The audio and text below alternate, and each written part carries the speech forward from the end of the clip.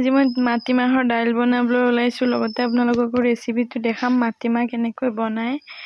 মাটিমাহ মই অলপ টাইম জিয়াই থৈছোঁ জিয়াই থৈ মই কুকাৰত মাটিমাহখিনি বহাই দিছোঁ বহাই দি মই এইটো বাটিৰে 3 বাটিমান পানী দি দিম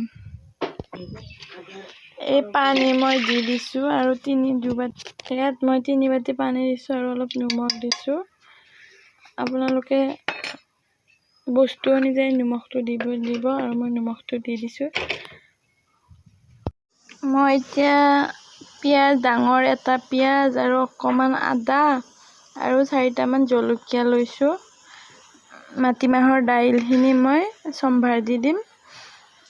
আপোনালোকে মছলাও ল'ব পাৰে কিন্তু আমাৰ ঘৰত মছলা নাখায় মানে সেইকাৰণে মই মছলাটো নিদিওঁ আদাখিনি দিছোঁ মই মিক্সিত অকমান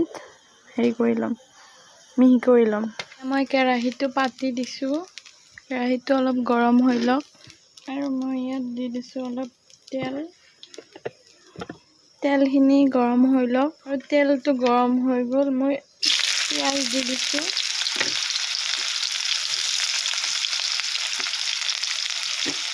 আৰু জলকীয়াকেইটা দি দিছোঁ আৰু মই ইয়াত দিছোঁ মই পিচি লোৱা আদাখিনি ধুনীয়াকৈ ভাজি ল'ব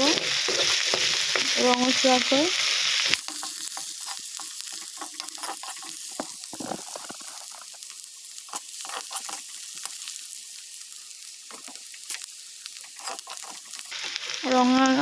ৰঙা পিঁয়াজখিনি ৰঙচুৱাকৈ ভাজি ল'ব ধুনীয়াকৈ আৰু মই এইখিনি ৰঙচুৱাকৈ ভাজি ল'লোঁ লোৱাৰ পিছত ইয়াত মই বইল দালিখিনি দিছিলোঁ আৰু ইয়াত ধুনীয়াকৈ বহাই দিম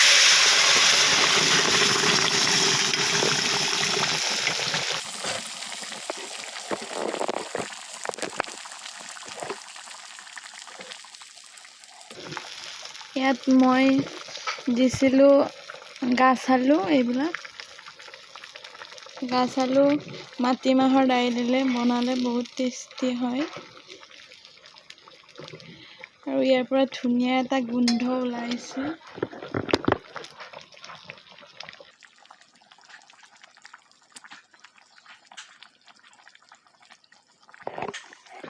মই এইখিনি অলপ টাইম ধুনীয়াকৈ উতলিব দিম